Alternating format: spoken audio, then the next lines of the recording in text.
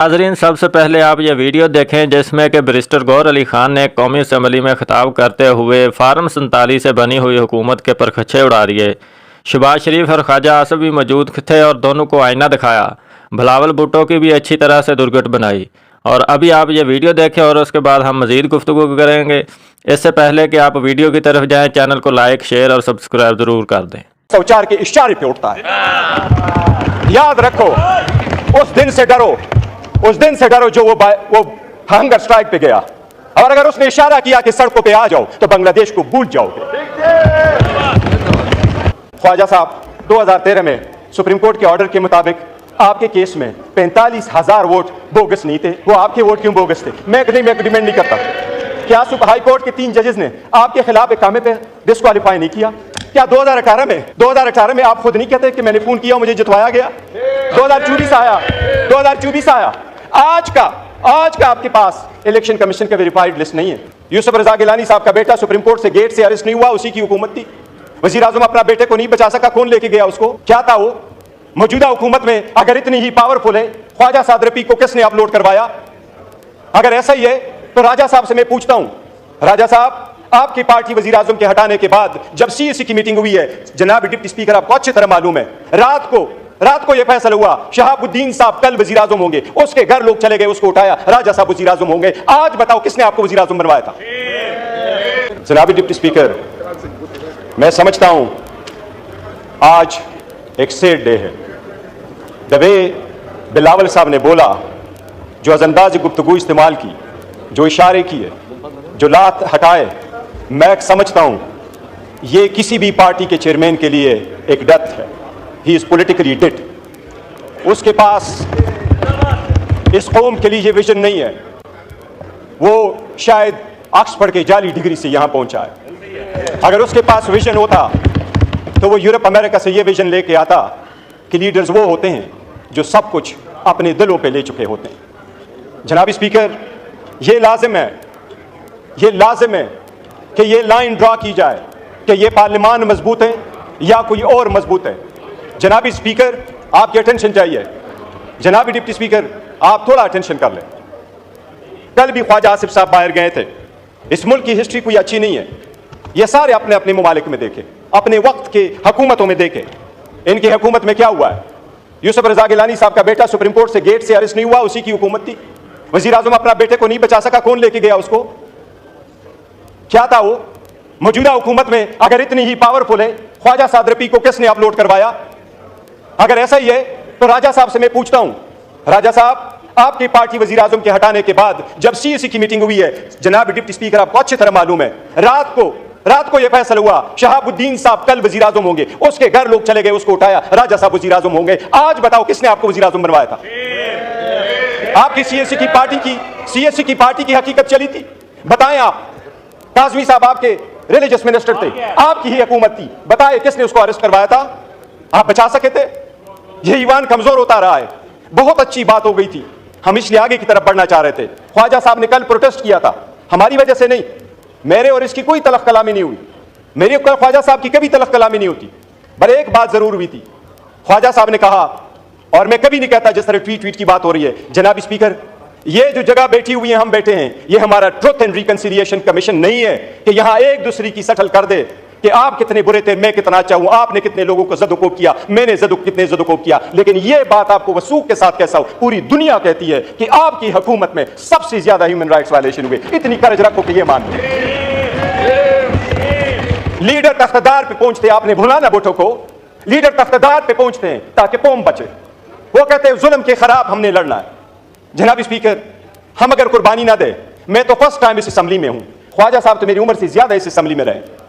क्या हमने सीखा है, किस तरीके से आगे बढ़ना है? ख्वाजा साहब को मैंने ये लफ्ज सिर्फ कहा, मैंने कहा ख्वाजा साहब, इस कमेटी में हम बैठे हैं, ये तो हमारी एक प्रपोजल थी। ये प्रपोजल सबसे पहले तो आपके अपोजिशन लीडर ने बनाया है। मैं इस बंदे को बड़ा दाद देता हूं। I am so proud of your legacy Omar, so proud of your legacy. ये लेगेसी है। बताएं 22 साल में एक लफ्ज कोई एक बंदे का निकाले कि सीवान से स्पंज हुआ, हम सारे बाहर चले जाएंगे। इस सीवान में जब 22 साल रहा है, एक लफ्ज कोई स्पंज होने वाला बताए। मैंने आपसे कल रिक्वेस्ट की थी ख्वाजा साहब से, मैंने कहा ख्वाजा साहब, हम बड़े दिल खोल के आपके साथ बैठे हैं, हमें स्पॉइलर फिगर नहीं बनना चाहिए, हमें हेट फिगर नहीं बनना चाहिए, हमें अब आइसोलेट करके इस मैटर को रिजॉल्व करना चाहिए, डिफरेंसेस भूलने चाहिए। मैंने इनको ये गुजारिश की कि हमारे पॉलिटिकल अलायंस नहीं है, हमारे पॉलिटिकल डिफरेंसेस कभी एक नहीं हो जाएंगे। We and you can never ever be the same on the same page ever in life, but that doesn't mean we can not resolve the conflict. We have to, we got to move forward. मैंने उनको ये कहा कि ख्वाजा साहब, सबसे पहले Nelson Mandela का मैंने उनको मिसाल दी। मैंने कहा नेल्सन मंडेला अपार्थाइड के बाद आया तो उसने सबसे पहला काम जो किया, अपनी बीवी को डिवोर्स किया। लोगों ने उससे पूछा कि 14 साल जेल में रहे, बीवी आपके पास आती रही, वापस आए हो, गवर्नमेंट में जा रहे हो, तो बीवी को डिवोर्स कर रहे हो? उसने उसका जवाब ये दिया कि मैं इसलिए कर रहा हूं कि अपार्थाइड पे मैंने पत्थर रखना है, मैंने आगे बढ़ना है, मैंने कालों से गोरों से इंतकाम नहीं लेना, लेकिन मेरी बीवी के दिल में आगे गोरों के खिलाफ मैंने या बीवी रखना है या अपने अवाम को लेना है। मैं लीडर हूं, मैं अपनी बीवी की कुर्बानी दूंगा, पर मैं अवाम के साथ खड़ा हूंगा।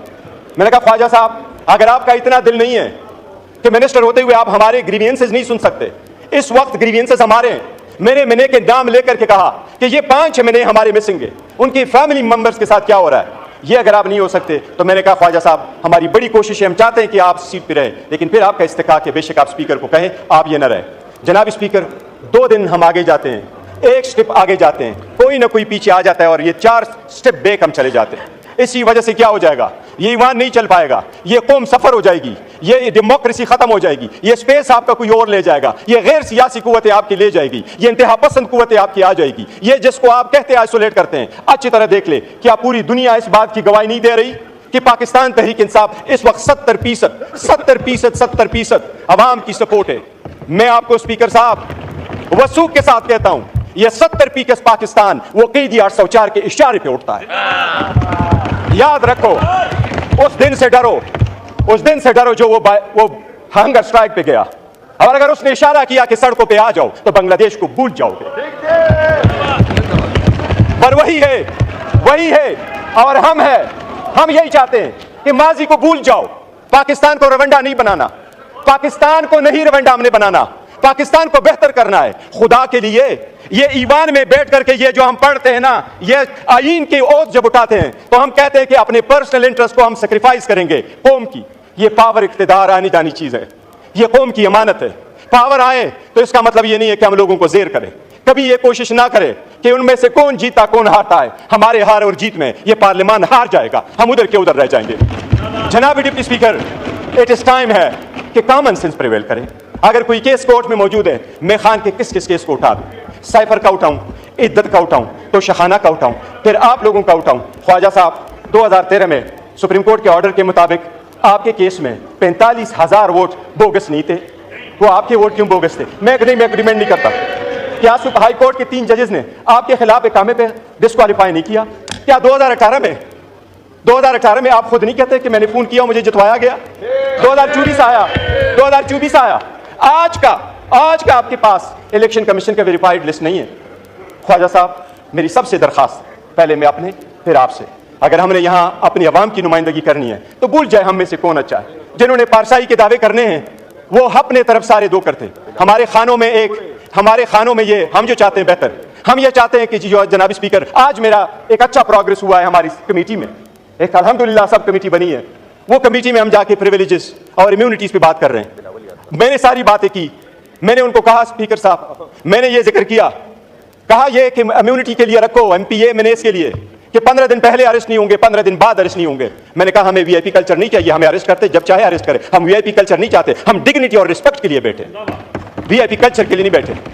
हमें स्पेशली ना खड़ा करो कि आपको VIP पास इशू, आप एयरपोर्ट में चले जाओ। हम क्यों में खड़े होंगे अमेरिकन की तरह, हम जाएंगे ब्रिटिश की तरह, हम सारे जाएंगे। जनाब स्पीकर, एक नई शुरुआत की जरूरत होगी अगर मुल्क को बचाना है। अगर हमने किसी थर्ड फोर्स को ये पावर नहीं देना तो एक स्टेप बैक भी जाना पड़े तो हमें जाना होगा।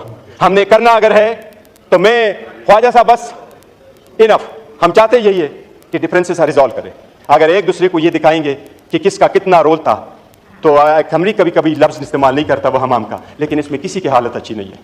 ये सबसे बड़ी कर्ज हो कि घर से इब्तिदा कर लें और आवाम के पास वो छोड़ दो कि वो क्या करे। इसका सारा फैसला जो है ना तारीख करेगी, पब्लिक हमें जज करेगी, और ये दिन जरूर गुजर जाते हैं, वक्त आएगा आवाम हमें जज करेगी। Who is on the right side.